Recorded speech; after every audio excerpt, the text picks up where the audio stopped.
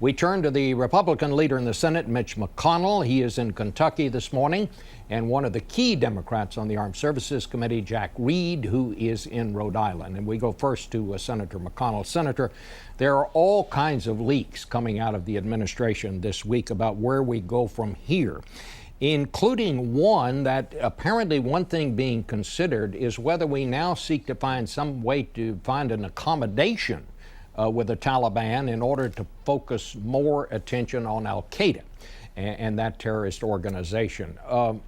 In light of this new violence, do you think it is wise for the United States to be looking for some sort of an accommodation with the Taliban? Yeah, Bob, I would say to the extent that there is anything to those rumors, it is certainly troubling because, as you just indicated in the opening of this show, the Taliban attack in Pakistan underscores the danger of the Taliban, not only in Afghanistan, but in Pakistan as well.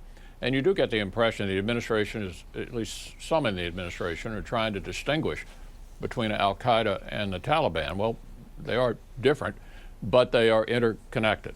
We know that when the Taliban was in charge in Afghanistan, al-Qaeda was allowed to operate freely. We know they launched the 9/11 attack from there, planned it and launched it from there. I think the smart thing to do here, and I hope this is what the president's going to do, and if he does, I think he'll have broad support, is to listen to General Petraeus and General McChrystal. They were highly successful with a counterinsurgency strategy in Iraq. Most people think that that's the best chance to succeed in Afghanistan and, of course, in Pakistan. You can't completely separate the two. They're interconnected in terms of the threat the Taliban poses in both countries. Well, as you well know, apparently General McChrystal has come back and said in order to stave off failure, he may need 40,000 more American troops. Do you think there are votes in the Senate to approve that, Senator McConnell? Well, I would hope so, if that is in fact what the general has recommended, and we believe that it is. Because, look, this is not just about nation building. People use the term nation building. This is about protecting the United States of America. We know that we can't have a haven over there for the reconstitution of al-Qaeda and attacks against the United States. We also know that Pakistan has nuclear weapons. The Taliban taking over a country like Pakistan would be completely and totally unacceptable, destabilizing not only in that area of the world, but all around. Do you actually think that is a possibility? I mean, how much urgency and how dangerous do you think this situation is right now? Well, I think it's very dangerous, and our generals have told us the situation in Afghanistan has deteriorated. We know over in Pakistan the Taliban has been a problem there as well, as illustrated by the attack yesterday. And I think we need to take this very, very seriously. Well, if in fact the president comes to the Congress and says, I'm going to need 40,000 more American troops, you would support that, and you think that the Senate would support that? If that is the recommendation of General Petraeus and General McChrystal, who got it right in Iraq, I think Republicans almost overwhelmingly will support the president if that is his request. You have also said that you think General McChrystal ought to come up to the Congress and testify. The administration says he should be advising the president, as other advisors do, in privacy, and that the president will make the decision. Why should General McChrystal come to the Congress? Well, because we appropriate the funds, and it's not uncommon for generals to come up and speak to us about what they're recommending, and at some point here, certainly, the president will make a decision, and if he chooses to wait until then to have General McChrystal come up, that's his prerogative. But we're going to want to hear from those who are going to implement the strategy. There are reports again this morning about this increasing evidence of just massive fraud in the recent presidential election, in which President Karzai, who the administration has supported, people around him are apparently involved in it. The head of the UN mission there is saying and confirming this morning that there was massive fraud, and in fact called the news conference to deny that he had been part of or one of those who had tried to cover it up. How can we really be partners with that kind of a group, Senator McConnell? Well, it's a serious problem. When I was there in April, you could sort of see it coming. The Karzai administration's had a lot of problems. There's no question there was widespread fraud. At some point here, we're going to get a report as to just how pervasive that was and whether or not it could have changed the outcome of the election, which of course has not yet actually been announced. There have been rumors, really beyond rumors, that the president's brother down in the south of the country has been involved with illegal drugs. There are problems there. There's no question that this is a flawed administration. But remember, this is about protecting the United States of America. And we know that this has been a haven for terrorists in the past, and we don't want to let it become a haven for terrorists again. All right. Well, Senator McConnell, thank you so much for being with us this morning. Let's get a different take on all this now from Democratic Senator Jack Reed. And I will say this before I ask you a question, Senator Reed. I know that you confer and are really a confidant of this administration on Afghanistan. Do you think it's going to be necessary to send 40,000 troops there? And will you, in fact, favor that if the president says that's what he needs to do? Well, right now the president is conducting a serious analysis of the assumptions of going forward. I think this is a critical moment. I don't think we can simply preconceive a notion and then just tailor facts and recommendations to that notion. So the analysis is critical. And it's not just about troops. The strategy of counterinsurgency is clear, hold, and build. Clearing we can do with American forces, holding we can do with American forces, building is almost exclusively the prerogative of the local government together with international advisors and American civilian agencies.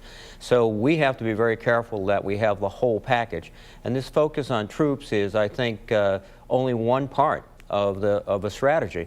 And the other point, I think, too, is the question not only should be asked, will the Senate approve, and particularly Republicans, additional troops, but will they pay for it?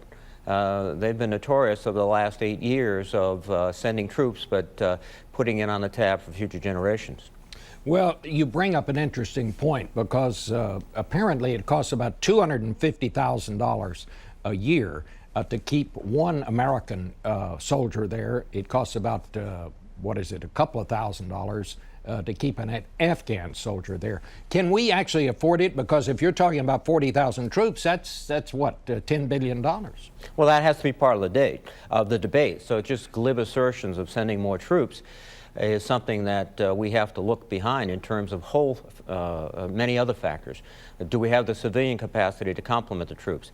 How much progress and how fast can we bring the Afghani army online? And you're right, Bob, relatively speaking, that's a much less costly option going forward. All of this has to be considered, and frankly, General McChrystal and his colleagues did a very good job analyzing the situation, but their perspective is rather narrow. It's military operational aspects. They assume we'll have civilians. They assume that this will be paid for. They assume that this can be sustained over time. The president doesn't have the luxury of those assumptions. And he has to look across the board. As Senator McConnell indicated, and you indicated, the situation in Pakistan is extremely complicated. And ironically, it's just the actions in 2003 of taking our eye off the ball and letting Al-Qaeda continue to reconstitute in Pakistan that is causing us problems today. Am I right in assuming that you are not yet convinced it's going to take 40,000 American troops there? You think there may be other ways, and you're not convinced that is the right way to go at this point? I think the analysis has to be thorough. I mean, we do not want to repeat mistakes previously of assuming a rather simplistic approach, more troops or more this, et cetera, and just go forward. I think now is the time for a fundamental analysis of all the components. The president's doing that. It very well may be that additional troops are ordered. Certainly, there's a building consensus about additional trainers for the Afghan security forces. We have to also, I think, build up our counterinsurgency forces and build up the enablers, the intelligence groups. Do you believe, Senator, that if, in fact, the Taliban does come back in force, that it will follow that Al-Qaeda will come back with them?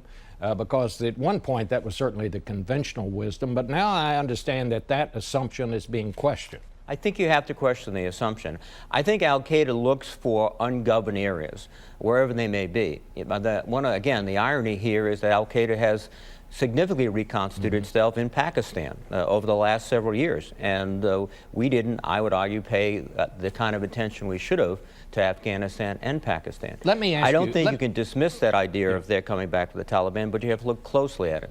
The idea that Vice President Biden and the argument that he is apparently making, we should draw down the troops there and use drone aircraft and really focus on just getting al-Qaeda, not worry so much about the Taliban. Where do you come down on that, Senator? Well, I think first we have to take an approach to the Taliban which is not identical but similar to what was done in Iraq with the Sunni tribes, which is try to pull away as many of the Taliban as we can, who will swear that the government in Kabul is legitimate and they'll support it.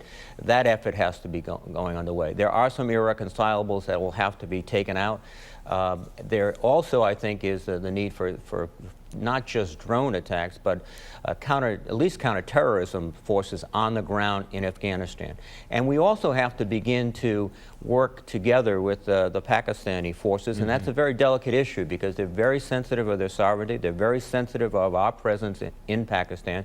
But lately they've shown, because they're, I think, generally fearful of their own situation, a willingness to cooperate, conduct operations in Southwest Arizona, to attack or allow drone operations in their airspace. That has to be continued. And so when the president is making a judgment on Afghanistan, he literally has to understand its complications and its effects in Pakistan. All right. Well, thank you so much, Senator.